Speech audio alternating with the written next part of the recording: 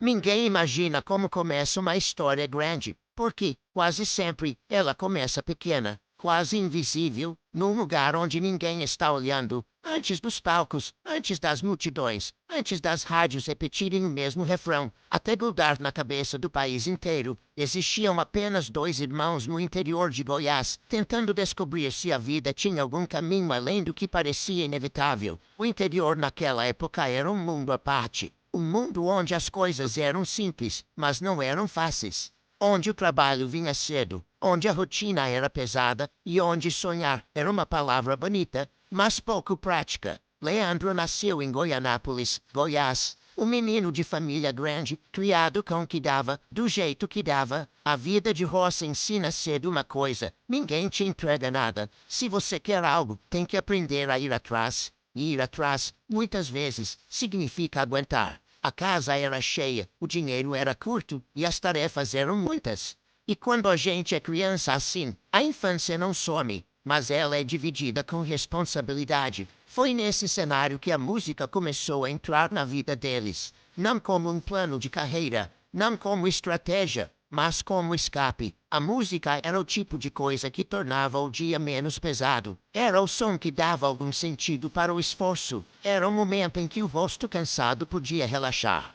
E ali aparece o outro irmão, o Leonardo mais novo que, assim como tantos caçulas, cresceu observando, aprendendo rápido, querendo acompanhar. A diferença é que, nesse caso, os dois tinham algo raro. Quando cantavam juntos, parecia que um completava o outro naturalmente. Não era treino, era conexão. Muita gente, quando ouve isso, imagina uma cena romântica, perfeita, como se eles já soubessem que seriam famosos. Não sabiam.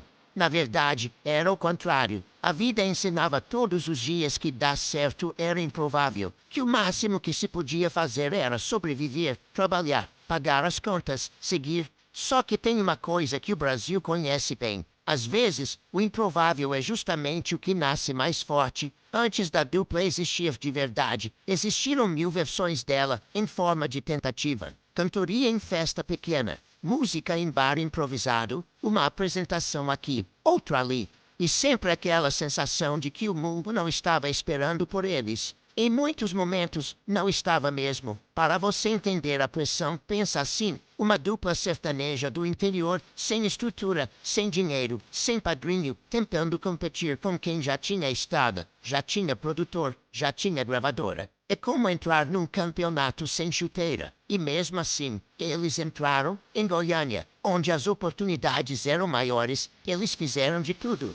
Trabalharam, correram atrás e tentaram se manter de pé enquanto sustentavam um sonho. E essa parte quase nunca aparece nas histórias rápidas, mas é a parte mais importante. A fase em que você não tem certeza de nada, mas continua mesmo assim. Leandro teve experiências musicais. Antes da dupla estourar, cantou, se envolveu com música de formas diferentes e foi entendendo o que funcionava, o que não funcionava e, principalmente, o que o público sentia quando ouvia a voz dele. Leonardo, por sua vez, também viveu aquela realidade típica de muita gente: emprego comum, rotina comum, tentativa de encaixar a vida num trilho seguro. Mas o seguro, às vezes, também sufoca. A verdade é que a música já estava dentro deles. Podiam tentar fugir, mas não dava, e aí vem o tipo de decisão que muda uma vida. Em 1983, a dupla Leandro e Leonardo se forma oficialmente. Não com festa, não com anúncio, não com grande estreia, mas com a coragem de dizer: a gente vai tentar. E tentar significava abrir mão de conforto quando existia e aceitar o risco. Tentar significava ouvir não inúmeras vezes. Tentar significava tocar em lugares onde ninguém prestava atenção. Tentar significava cantar mesmo quando o cachê era pequeno ou inexistente. Só que o sertanejo tem uma coisa: ele cresce no contato com o povo. Eles cantavam para pessoas comuns, gente cansada do trabalho, gente com coração partido, gente que queria dançar um pouco e esquecer a vida por algumas horas. E as músicas sertanejas fazem isso como poucas coisas fazem. Elas entram direto na memória e grudam no sentimento. Você ouve e parece que aquela letra foi escrita para você. Leandro e Leonardo começaram a perceber algo muito importante. Quando cantavam, não era só uma apresentação, era um encontro. Era como se o público reconhecesse neles uma verdade. E quando o público reconhece verdade, ele não esquece. Ainda assim, o sucesso não explodiu do dia para a noite. Foi como fogo de lenha. Primeiro você insiste, sopra, coloca mais graveto, parece que não vai pegar. E quando pega para valer. O divisor de águas veio no final dos anos 80, quando a dupla começou a alcançar números e atenção que mudaram o jogo. A música sertaneja estava crescendo e ganhando o Brasil urbano. E Leandro e Leonardo se encaixaram como uma luva naquele momento histórico. A partir dali, as portas começaram a abrir. Mais shows, mais rádio, mais entrevistas, mais pressão. E aqui tem um detalhe que pouca gente fala. O sucesso também assusta. Porque sucesso não é só festa. Sucesso vira cobrança. Sucesso vira expectativa. Sucesso vira uma máquina que precisa ser alimentada. Você acha que é só cantar e ganhar dinheiro. Mas, quando você entra de verdade, você percebe, existe agenda, existe estrada, existe cansaço, existe gente dependendo de você, existe empresário, existe contrato, existe gravadora, existe público. E existe o medo silencioso de um artista, o medo de não conseguir manter.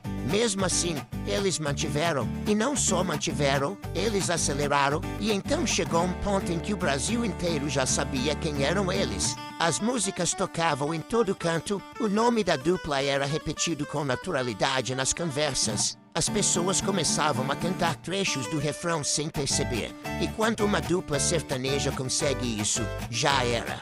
No começo dos anos 90, veio uma das músicas mais marcantes da carreira, Pense em Mim, uma canção que virou símbolo, que atravessou gerações, que fez casal se aproximar e fez gente chorar sozinho no quarto, que virou trilha sonora de milhares de histórias que ninguém nunca contou em voz alta. E o que muita gente não percebe é que, naquele momento, a dupla não estava só fazendo sucesso, ela estava fazendo parte do país. Mas o país só vê a parte iluminada do palco.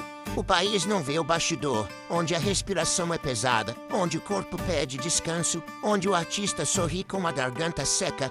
Quando a música acaba, senta num canto como se tivesse corrido quilômetros. A estrada cobra, e Leandro era o tipo de pessoa que colocava o trabalho acima do próprio limite. Ele queria entregar o melhor show, a melhor emoção, a melhor performance. Queria que cada apresentação parecesse inesquecível. E, por um tempo, foi, até que a vida começa a dar sinais. No começo, são sinais pequenos, um cansaço que demora a ir embora, uma tosse que você acha que é nada, uma falta de ar que você culpa na correria, e a maioria das pessoas faz o que ele fez, ignora, porque quando você está no auge, parar parece impossível, parar parece fraqueza, parar parece medo, e ele não queria parar. Só que, enquanto o sucesso crescia, algo silencioso também crescia por dentro. E essa é a parte que ninguém quer ouvir, mas que todo mundo precisa conhecer para entender por que essa história comoveu tanta gente. O Brasil estava cantando junto, sem saber que a voz que cantava podia estar, aos poucos, sendo puxada para o silêncio, e é aqui que a nossa história entra na virada. Quando o sucesso finalmente chega, ele não pede licença. Ele entra, ocupa espaço, muda rotinas e transforma tudo em urgência. No começo dos anos 1990, Leandro e Leonardo já não eram apenas uma promessa, era uma certeza. O nome da dupla circulava com naturalidade entre produtores, radialistas, contratantes e fãs. Onde havia uma festa grande, um rodeio importante ou um programa de televisão popular, o nome deles aparecia como opção óbvia. E quando a música Pense em Mim começou a tocar sem parar, algo mudou de escala. A canção não era apenas um sucesso, ela virou um símbolo. Casais se reconheciam naquela letra. Pessoas sozinhas encontravam consolo. Amigos cantavam juntos no rádio do carro. Era o tipo de música que não precisava ser anunciada. Bastava tocar os primeiros acordes para todo mundo saber o que vinha. Com isso, veio a explosão. A agenda da dupla passou a ser preenchida com meses de antecedência. Shows em cidades diferentes no mesmo fim de semana. Viagens longas, muitas vezes de madrugada, com pouco descanso entre uma apresentação e outra. Dormir virou luxo, descansar virou exceção. O que o público via era o sorriso no palco, a harmonia perfeita das vozes, o carisma natural. O que não via era o corpo pagando a conta dessa rotina. Leandro era conhecido por ser exigente consigo mesmo. Não aceitava entregar menos do que o máximo. Se o público estava ali, ele queria que saísse diferente.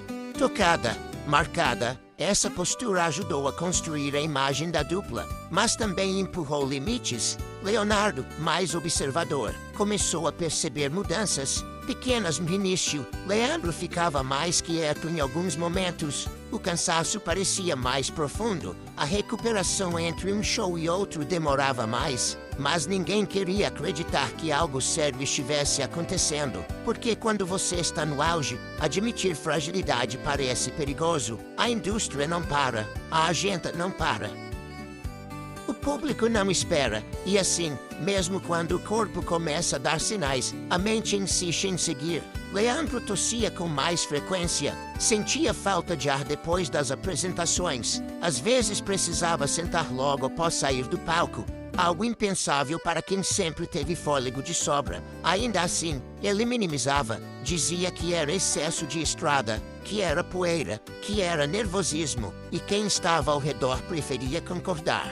Porque concordar era mais confortável do que encarar a possibilidade de parar tudo. Os anos de 1991, 1992 e 1993 foram intensos. Lançamentos frequentes, novos sucessos, presença constante na mídia. A dupla passou a ser referência da música sertaneja moderna, aquela que dialogava tanto com o interior quanto com as grandes cidades. Mas o ritmo não diminuiu. Pelo contrário, aumentou. Quanto maior o sucesso, maior a cobrança. O público queria sempre mais. As gravadoras queriam novos hits. Os empresários queriam manter o nome quente. E no meio disso tudo, estavam dois irmãos tentando sustentar uma estrutura gigantesca. Leandro começou a sentir dores no peito. Em alguns dias, a respiração vinha curta, como se o ar não chegasse por completo. A tosse, antes ocasional, passou a ser constante. Leonardo insistia para que ele procurasse um médico.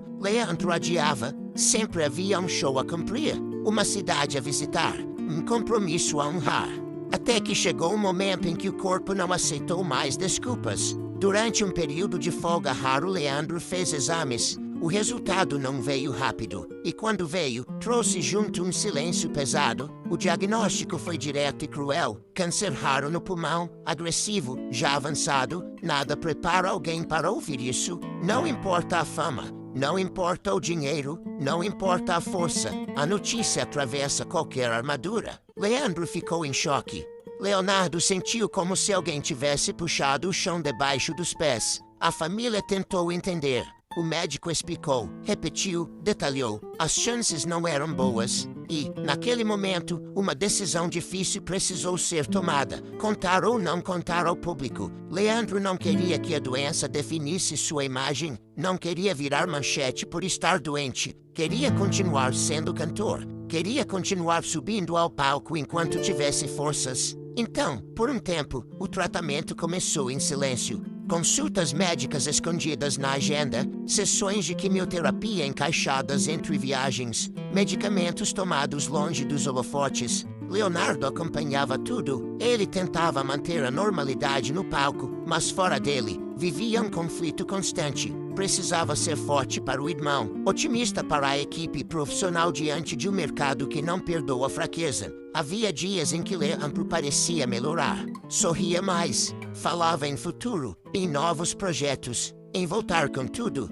E havia dias em que o cansaço era visível, em que o corpo não respondia, em que a voz saía com esforço. Mesmo assim, ele cantava. Cada show passou a ser uma espécie de desafio pessoal, uma prova de que ainda estava ali, de que ainda tinha controle sobre algo em meio à incerteza. Quando a notícia finalmente veio a público, o impacto foi imediato. Fãs ficaram em choque, rádios passaram a tocar as músicas com um tom diferente, quase respeitoso. Programas de televisão abordaram o assunto com cuidado, igrejas receberam pedidos de oração. O Brasil começou a acompanhar não apenas uma dupla de sucesso, mas a luta de um homem contra o tempo. Leandro sentia o peso dessa atenção, agradecia o carinho, mas também carregava uma responsabilidade enorme: não decepcionar quem acreditava. Leonardo, por sua vez, vivia um dilema silencioso. Ele sabia que o quadro era grave. Sabia que as chances eram pequenas, mas não podia demonstrar isso. Precisava sustentar a esperança, mesmo quando ela parecia frágil. Os tratamentos se intensificaram, o corpo de Leandro reagia, mas também sofria. Náuseas, fraqueza, dores. A aparência mudou. O brilho nos olhos às vezes se escondia atrás do cansaço. Ainda assim, quando subia ao palco, algo acontecia. A voz podia não estar perfeita, o fôlego podia falhar. Mas a emoção vinha inteira. O público percebia, cantava junto, aplaudia mais forte, chorava sem entender direito por quê. Era como se todos soubessem, no fundo, que estavam vivendo algo raro, um momento que não se repetiria. E enquanto o Brasil torcia, rezava e esperava, o tempo seguia seu caminho impecável. O tratamento não trouxe a melhora esperada. Os médicos ajustaram protocolos, tentaram novas abordagens, mas o câncer não recuava. O corpo de Leandro foi perdendo resistência.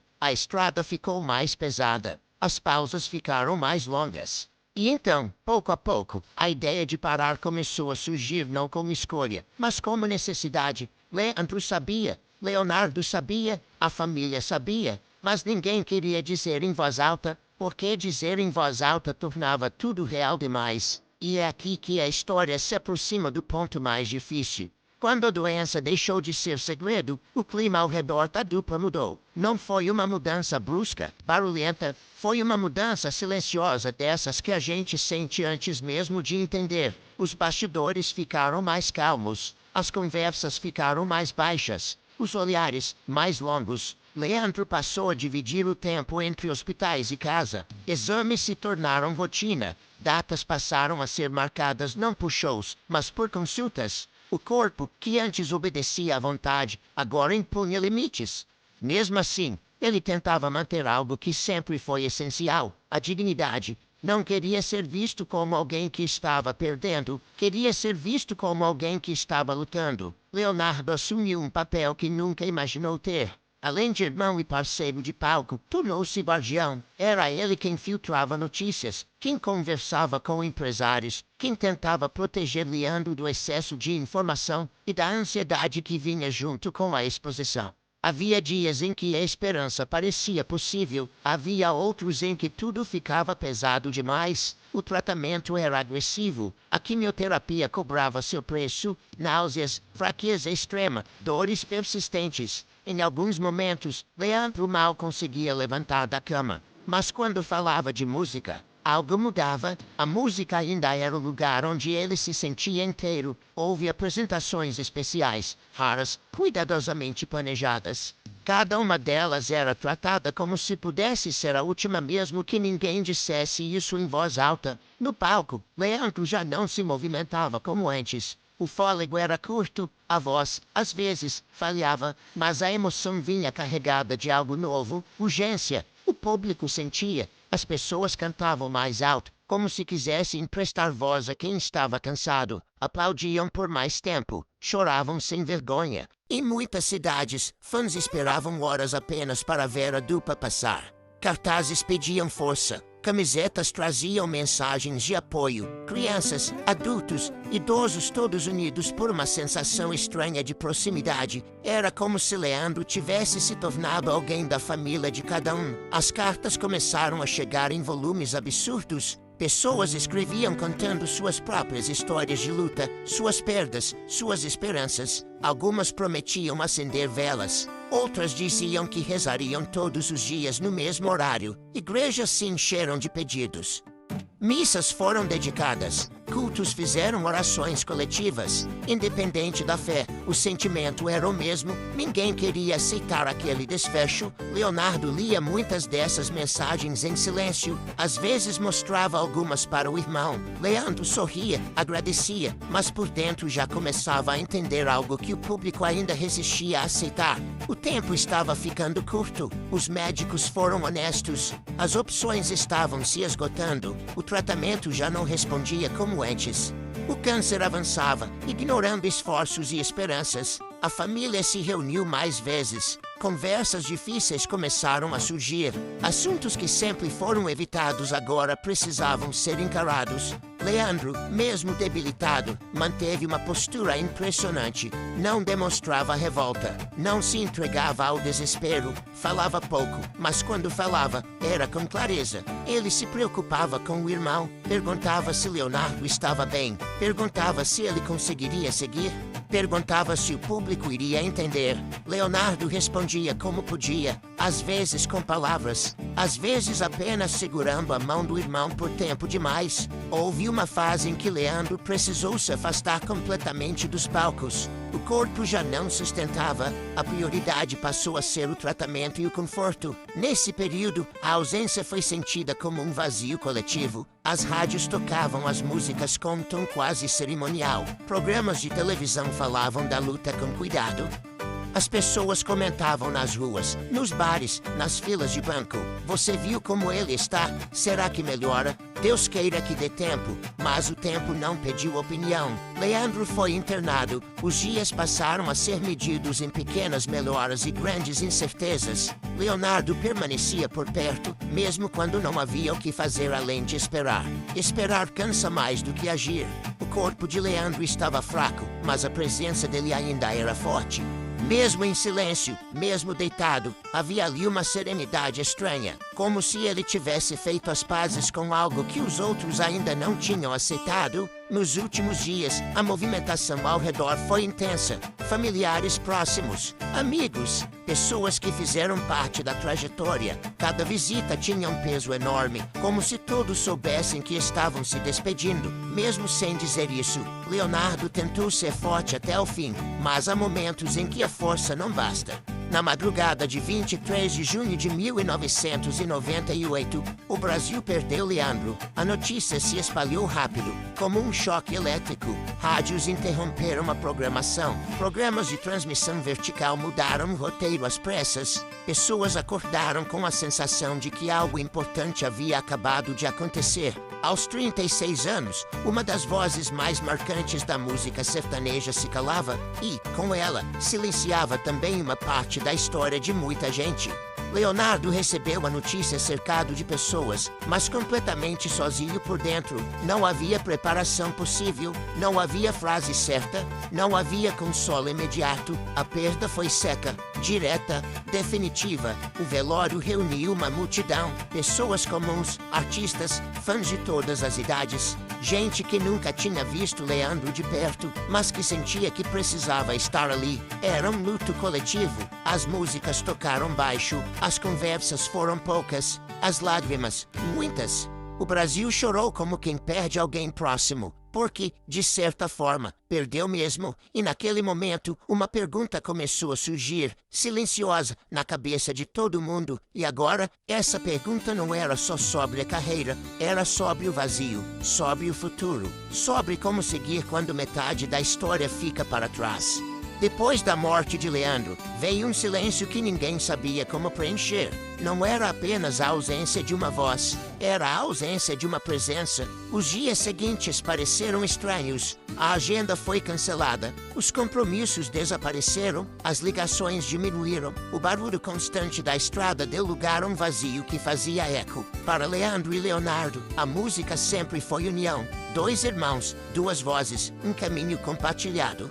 Agora, esse caminho precisava ser percorrido por apenas um deles. Leonardo tentou, por um tempo, não pensar nisso. Nos primeiros dias, ele apenas existia, acordava, olhava ao redor e sentia como se algo estivesse fora do lugar. Em alguns momentos, tinha a impressão de que o irmão entraria pela porta a qualquer instante, como tantas outras vezes, trazendo algum comentário simples, algum sorriso rápido. Mas a porta não abria. As músicas estavam em todo lugar. No rádio, na televisão, nas conversas das pessoas. E cada vez que uma começava, o impacto vinha forte. Era impossível ouvir sem lembrar. Impossível não reviver. Muita gente acreditava que Leonardo nunca mais cantaria, e, por um tempo, ele também acreditou nisso. Cantar sozinho parecia errado. Subir ao palco sem o irmão parecia uma traição silenciosa. Cada letra tinha sido construída em dupla. Cada refrão tinha sido dividido. Cada aplauso tinha sido compartilhado. Como continuar sem dividir? Mas a vida não faz pausa para o luto por muito tempo. E, aos poucos, a pergunta começou a se repetir, primeiro na cabeça dele, depois ao redor. Você vai voltar? Leonardo não tinha uma resposta pronta. Não tinha certeza. Não tinha pressa. O que ele tinha era saudade e medo. Medo de não conseguir. Medo de decepcionar. Medo de que o público não aceitasse aquela nova realidade. Mas havia também algo mais forte, a sensação de que parar seria deixar o irmão ir embora de vez. Leonardo entendeu que a música era o único lugar onde Leandro ainda estava presente de forma completa. Cada nota, cada verso, cada melodia carregava algo dele. Então, voltar a cantar não seria esquecer, seria lembrar. O retorno foi cuidadoso, sem alarde, sem euforia. Cada apresentação era, antes de tudo, um teste emocional. Leonardo subia ao palco com o coração pesado, tentando controlar a voz, tentando manter o foco. Havia momentos em que a emoção quase o impedia de continuar. Pausas longas, olhos marejados, silêncios que diziam mais do que qualquer discurso. E o público entendeu. As pessoas não cobravam performance, cobravam verdade. E Leonardo entregou exatamente isso. Aos poucos, ele construiu uma carreira solo. Não para substituir a dupla, isso nunca foi possível, mas para seguir adiante carregando o que havia sido construído juntos. Cada show se transformou em homenagem, cada música antiga em memória viva, cada aplauso em reconhecimento de uma história que não terminou com a morte. Com o tempo, novas gerações começaram a ouvir aquelas canções. Gente que não viveu os anos 90, que não acompanhou a luta, mas que sentia algo diferente quando aquelas músicas tocavam. Porque certas histórias atravessam o tempo sem precisar de explicação. Leandro virou símbolo, não apenas de talento, mas de humanidade, de alguém que enfrentou a própria fragilidade sem se esconder, que cantou enquanto pôde, que se despediu sem fazer espetáculo da dor. A música sertaneja nunca mais foi a mesma depois disso. Outras duplas vieram, outros estilos surgiram, o mercado mudou, mas aquela história ficou gravada como um marco. Um lembrete de que, por trás de cada sucesso, existe um ser humano. Hoje, quando alguém ouve uma música de Leandro e Leonardo, algo acontece quase automaticamente. O volume diminui, a atenção aumenta, o sentimento aperta. Porque não é só música, é memória, é saudade, é história. Leonardo segue cantando, segue vivendo, segue honrando. E Leandro segue existindo em cada letra cantada baixinho, em cada refrão dividido em coro, em cada pessoa que fecha os olhos ao ouvir aquelas músicas e lembra de alguém que já se foi. Algumas vozes se calam cedo demais, mas há vozes que não dependem mais do som para continuar vivas. E enquanto houver alguém disposto a ouvir com o coração, essa história nunca vai terminar. Algumas histórias não terminam quando a música acaba. Elas continuam vivendo em quem escuta. Leandro partiu cedo demais, mas deixou algo que o tempo não consegue apagar. Cada canção virou memória, cada refrão virou abraço, cada silêncio virou saudade. A música sertaneja perdeu uma voz, mas o Brasil ganhou uma história que atravessa gerações. E talvez seja por isso que, sempre que uma dessas músicas toca, a gente diminui o volume do mundo lá fora e escuta com o coração, porque algumas vozes não precisam mais ser ouvidas para continuar existindo.